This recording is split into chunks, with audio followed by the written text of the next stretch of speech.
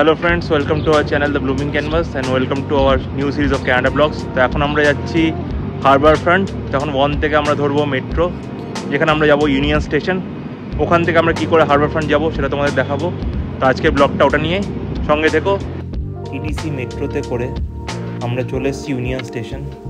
Union metro স্টেশনটা টরন্টোর সবচেয়ে ব্যস্ত স্টেশন, আর স্টেশনটাও অনেকটা বড়। ইউনিয়ন মেট্রো স্টেশন থেকে হারবার ফ্রন্ট 10 মিনিটের হাঁটা রাস্তা। আর এই ইউনিয়ন স্টেশনের কাছেই রয়েছে টরন্টো এবং ওয়ার্ল্ডের ফেমাস সিএন টাওয়ার, যেটা নিয়ে অন্য কোনো একটা দিন ব্লগ করব। এই ইউনিয়ন স্টেশন থেকেই নায়াগ্রা, কিচেনার, মন্ট্রিয়াল এবং ক্যানাডার আরও অনেক সিটিতে যাওয়ার ট্রেন ছাড়ে। হাঁটতে হাঁটতে এখন চলে এসেছি ইউনিয়ন স্টেশনের স্কাইওয়াকের সামনে। আর আজ উইকেন্ড প্লাস ওয়েদারটাও ভালো বলে ক্রাউডও আজ অনেকটা রয়েছে। এই স্কাইওয়াক দিয়ে চলার সময় বাঁদিকে চোখে পড়লো এই ফ্রেমটা। এই ফ্রেমটা অ্যাকচুয়ালি ফ্রিজ করলাম এখানে আপনাদের দেখানোর জন্য। এটা অ্যাকচুয়ালি রেলওয়ে স্টেশন ইউনিয়নে, এখান থেকে ট্রেনগুলো ছাড়ে। স্কাইওয়াক থেকে বেরিয়েই সামনে চোখে পড়ল ফেমাস সিএন টাওয়ার। জাস্ট দেখুন কি বিশাল।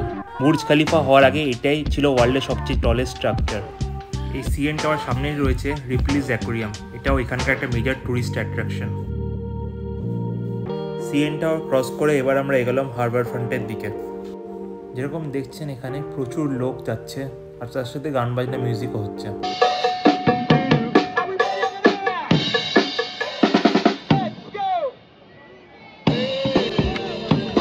এটা হচ্ছে টরন্টোর সবচেয়ে হ্যাপেনিং জায়গা। তার কারণ হচ্ছে সিএন টাওয়ারের ভিউ তো রয়েছে, তার সাথে রয়েছে এই রজার্স সেন্টার, যেটা অ্যাকচুয়ালি হচ্ছে বেসবল স্টেডিয়াম। এই বেসবল স্পোর্টটা এখানে খুবই ফেমাস। ফাইনালি আমরা চলে এসেছি হারবার ফ্রন্ট সেন্টারের সামনে, সেটাই তোমাদের দেখাচ্ছি।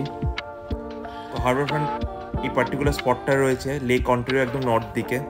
এখান থেকে ক্রুজ, ফেরি, প্রাইভেট ওয়াটার ট্যাক্সি এসব পাওয়া যায়। আর এই হারবার ফ্রন্টের ঠিক অপোজিট সাইডে রয়েছে সে বিখ্যাত সিএন টাওয়ারটা, যেটা তোমাদের এখন দেখাচ্ছি। টরন্টোর ট্রাম লাইনও রয়েছে এখানে, যেটাতে করে পুরো টরন্টো সিটি এক্সপ্লোর করা যায়। আর তার সাথে প্রচুর মানুষ এখানে জগিং, সাইক্লিংও করে। হারবার ফ্রন্টে আরেকটা অ্যাট্রাকশন হচ্ছে এই পরিযায়ী সাদা পাখিগুলো, যাদের স্পেশালি সামার টাইমেই দেখা যায়। এই লেক অন্টারিওর ঠিক অপোজিট সাইডে রয়েছে টরন্টো আইল্যান্ড, যেটা যাওয়ার জন্য আগে থেকে এই ক্রুজ বা ফেরি বুক করতে হয়। সেটা নিয়েও পরে একটা ব্লগ আসবে।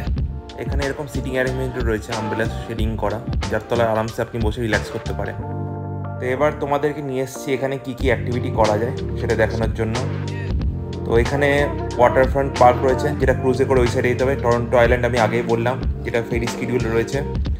আর তাছাড়া এখানে আগে থেকে তোমরা যদি কোনো পার্টি করতে হয়, সেটা আগে থেকে এখানে কিছু সেলিব্রেশনের জন্য বুক করতে পারো। তো এখানে আজকে প্রচণ্ড গরম আর সানলাইট, যার জন্য আমরা একটুখানি টায়ার্ড হয়ে গেছি হাঁটতে হাঁটতে আর ফটো তুলতে তুলতে, ভিডিও করতে করতে। যার জন্য ঠিক করলাম এটা কোথাও বসবো। যতগুলো ওই আমব্রেলা ছিল ওর মধ্যে যেগুলো ছিল সিটসগুলো, ওগুলো প্রচণ্ড গরম, বিকজ সানলাইটটা একদম ওখানে এসে পড়ছে। তার জন্য আমরা দুজন ডিসাইড করলাম এখানটায় এসে একটু বসি। ভিউটাও সুন্দর লাগছে বেশ, আর খুব ভালো ঠান্ডা একটা হাওয়াও দিচ্ছিল তো গাছের নিচে, বেশ ভালো লাগছে। আমাদের মতো অনেকেই এখানে বসে রিল্যাক্স করছিল, টাইম স্পেন্ড করছিল, কারণ জায়গাটা বেশ নিরিবিলি আর শান্তিপূর্ণ। এখানে বিভিন্ন টাইপের ওয়াটার স্পোর্টস অ্যাক্টিভিটিও হয়ে থাকে, যেটা তোমরা এখন দেখছো। লেক অন্টারিওর ঠিক অপোজিট সাইডে রয়েছে বিলি বিশপ ডোমেস্টিক এয়ারপোর্ট, যেখান থেকে আমরা দেখছিলাম ফ্লাইটটা টেক অফ করলো। ভিউটা দারুণ লাগছিল। হারবার ফ্রন্ট থেকে আমরা এবার বেরিয়ে পড়লাম উডবাইন বিচের দিকে, কারণ সবে মাত্র 8:30 বাজছিল আর হাতে টাইমে ছিল। এখানে সানসেট হতে হতে 8:30, 9টা বেজে যায়। তাই ভাবলাম একই দিনে দুটো জায়গা কভার করে নিতে পারবো। আমরা চলে এসেছি উডবাইন বিচে। এটা টরন্টোর one of the largest beach. এই বিচটাও কভার করছে লেক অন্টারিওকে। তবে কেন জানি না এই বিচটা দেখে আমার দীঘা বা পুরীর বিচের কথা মনে পড়ছিল। মনে হচ্ছিল না দেশের বাইরে আছি। এটা একটা পিকনিক স্পটও বটে, এখানে প্রচুর লোক সামার টাইমে আসে পিকনিক করতে। এই কিউট লিটল পাপ্পিটাও চিল করছিল পাখিদের মতো এখানে। টরন্টোর বাকি বিচগুলোর মতো এখানেও ওয়াটার স্পোর্টস অ্যাক্টিভিটি হয়ে থাকে।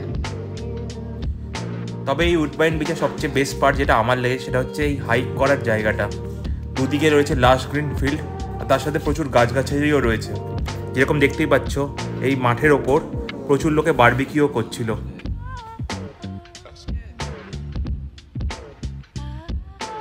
বেশ খানিকটা হাইক করার পর আমরা এলাম একটা অসাধারণ ভিউ পয়েন্টে, সেটাই তোমাদেরকে এখন নিয়ে যাচ্ছি। তো এই রাস্তাতে রয়েছে প্রচুর সলিড রক, তো এর ওপর দিয়ে আমরা গেলাম সামনের দিকে। আর যাওয়ার পর দুদিকে লেক অন্টারিও একটা দারুণ ভিউ পাচ্ছিলাম। দেখতে দেখতে 8টা বেজে গেছিলো, সানসেটের টাইমও হয়ে আসছিল। এখান থেকে দূরে আমরা সিএন টাওয়ার আর হারবার ফ্রন্টের ভিউও পাচ্ছিলাম, কারণ সবই লেক অন্টারিওর সাথে কভার্ড। তো আজকের দিনটা আমাদের দারুণ কাটলো, একসাথে দুটো প্লেস কভার করলাম। আজকের মতো ব্লগটা এখানে এন্ড করছি। ভালো লাগলে চ্যানেলটাকে লাইক, সাবস্ক্রাইব করার কমেন্টে জানিও কীরকম লাগছে। দেখা হচ্ছে পরের ব্লগে, ততক্ষণের জন্য টাটা।